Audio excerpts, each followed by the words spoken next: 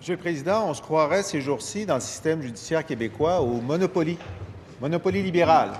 Et il y a la carte sortie de prison. Et la carte sortie de prison est distribuée à un nombre de plus en plus grand de personnes.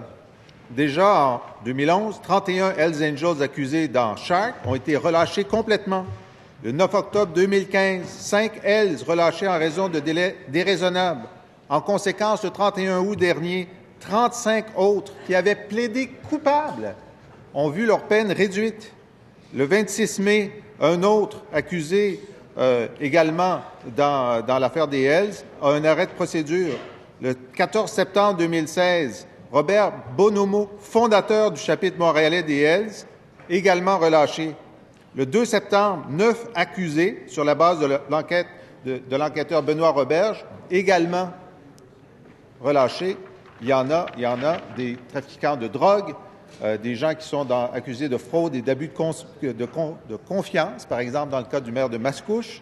Des complices, c'est sortez de prison gratuitement. 15 ans d'administration judiciaire par les libéraux font en sorte que des coupables sortent de prison. Est-ce que le gouvernement est content de distribuer des cartes de sortie de prison à autant de détenus et de coupables? Madame la ministre de la Justice. Monsieur le Président, le chef de l'opposition démontre un mépris total à l'égard du système judiciaire du Québec, à l'égard de la magistrature, à l'égard des équipes du directeur des poursuites criminelles et pénales qui font un travail de façon indépendante, un travail rigoureux. Ceci étant dit, Monsieur le Président, on est tous conscients des défis auxquels fait face le système judiciaire. Et s'il y a quelqu'un qui a pris le taureau par les cornes dans cette Chambre, c'est bien moi, Monsieur le Président. On a posé des gestes et j'expliquais, pas plus tard que la semaine dernière, le travail qui a été fait afin de rassembler tous les acteurs du milieu judiciaire et de mettre en place des moyens qui vont nous permettre de changer nos façons de faire, de changer la culture, et ce, conformément aux directives de l'arrêt Jordan. Parce que l'arrêt Jordan, qui a été rendu en juillet dernier, c'est un arrêt important.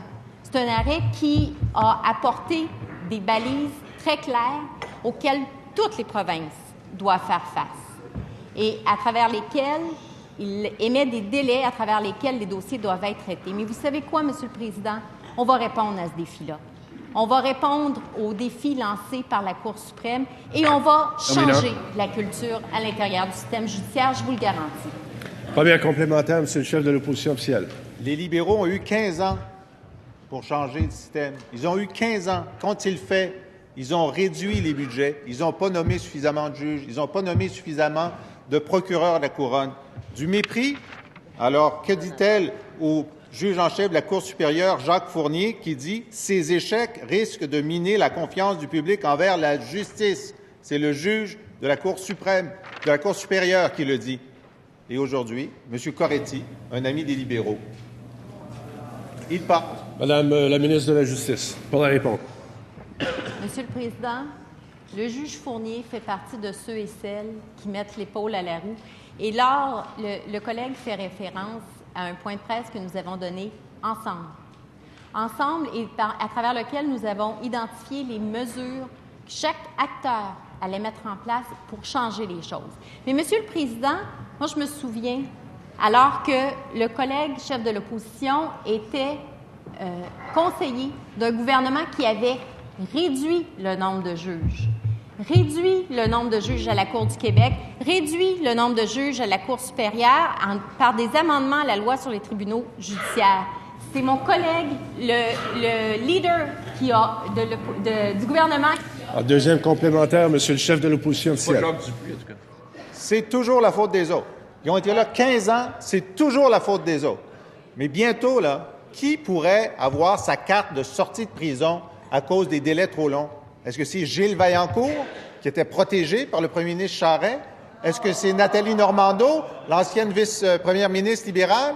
Est-ce que c'est d'autres amis libéraux qui sont en ce moment sous la loupe de l'UPAC et des PCP? C'est ça qui nous pend au nez. Où sont les ressources supplémentaires? Madame la ministre de la Justice.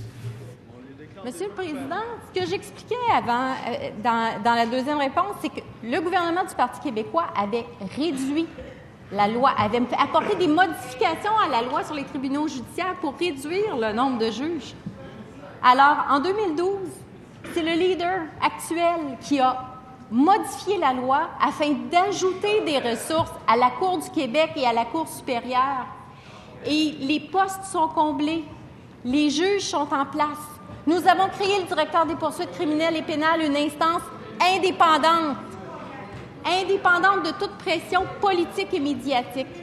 Soyez assurés, et En terminant. plus récemment, des mesures ont été mises de l'avant et nous allons... En troisième complémentaire, Monsieur le chef de l'opposition officielle. Alors, selon la ministre, tout va bien. Après 15 ans, des dizaines de prévenus ont leur carte de sortie de prison. Les Hells Angels sont de retour sur la place publique. Luigi Coretti y est dans son garage et elle trouve que ça va bien. Et si ça allait mal, ce serait la faute des autres. Ce dont on a besoin immédiatement, c'est pas des excuses, c'est pas des intentions, c'est des ressources. Plus de procureurs, plus de budget, plus de juges dans les mois qui viennent. C'est la crédibilité du système.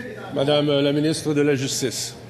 Monsieur le Président, des actions, on en a fait et on continuera d'en poser des gestes concrets afin de s'attaquer aux dossiers, aux enjeux des délais dans le système judiciaire. On a posé des gestes concrets.